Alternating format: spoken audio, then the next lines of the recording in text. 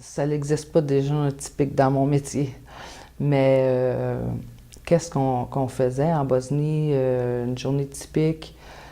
On pouvait être sur la force de réaction rapide pour s'il arrivait quelque chose à ceux qui sortaient. Ça, c'était une des choses qu'on faisait. Beaucoup de maintenance sur nos véhicules, les armements, puis tout ça, parce qu'il faut que ça soit fonctionnel en tout temps.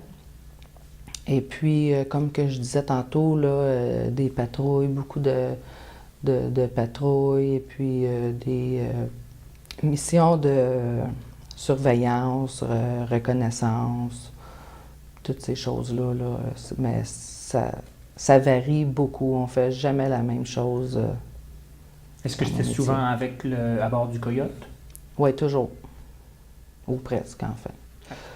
On peut stationner les véhicules à un certain endroit, puis il y a des gens qui restent avec les véhicules, d'autres partent et puis font une patrouille à pied. Ça, c'est des choses qu'on fait des fois. Comme que je disais aussi, quand on faisait du désarmement, bien souvent on arrivait avec nos véhicules, puis on fermait, mettons, une partie du village avec les véhicules. Donc, il y a des gens qui arrêtent les gens d'entrer et de sortir.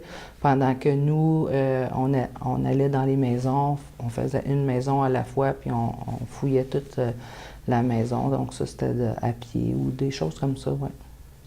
Et en quoi ça consiste, le désarmement? Est-ce que vous avez trouvé des armes? Oui, il y en avait beaucoup. C'était bien rare qu'on rentrait dans une maison puis qu'on ne trouvait rien. J'ai trouvé des bazookas dans des greniers, des grenades, des 12. Ben, il n'y a rien que j'ai pas trouvé, là. Puis là-bas, ben, j'imagine que quand c'est arrivé, si tu voulais avoir une arme, je ne peux pas les blâmer non plus.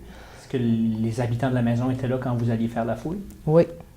Comment ils acceptaient que vous ayez fouillé leur maison? Puis... Je me rappelle pas que d'avoir eu personne.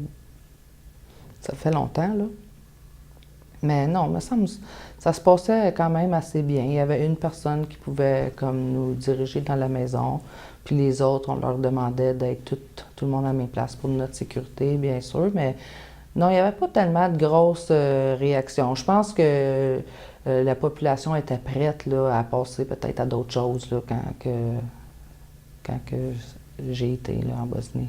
Le conflit était fini, puis c'est une étape que tu ne pouvais pas,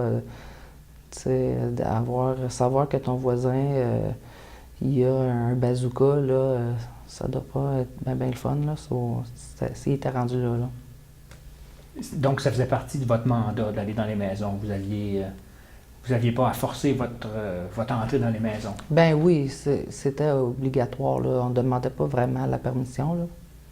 Peut-être poliment, là, mais je veux dire, c'est pour ça d'ailleurs qu'on fermait le village, puis il n'y avait pas personne qui pouvait sortir ou quoi que ce soit. Puis nous, tant qu'on ne faisait pas toutes les maisons qu'on voulait faire, on ne partait pas de là, là. Ça prenait plusieurs troupes là, pour... une troupe était mise justement à la sécurité, le périmètre, puis l'autre troupe fouillait, puis des choses comme ça, ouais. Est-ce que vous vous êtes senti en danger en faisant ça? Non, ça m'a... Non, pour moi, la Bosnie, c'est une mission qui s'est relativement passée bien. Je parle là, pour moi parce que je sais que c'est pas le cas pour tout le monde. Tu sais, la Bosnie, ça a été étalé sur plusieurs années. Mais non, on était bien formés, on était bien entraînés, puis c'était bien correct, ouais. Puis une fois que les armes étaient confisquées, qu'est-ce qui se passe avec ces armes-là? Bien, les armes, c'est sûr que ça les laisse faire détruire, là.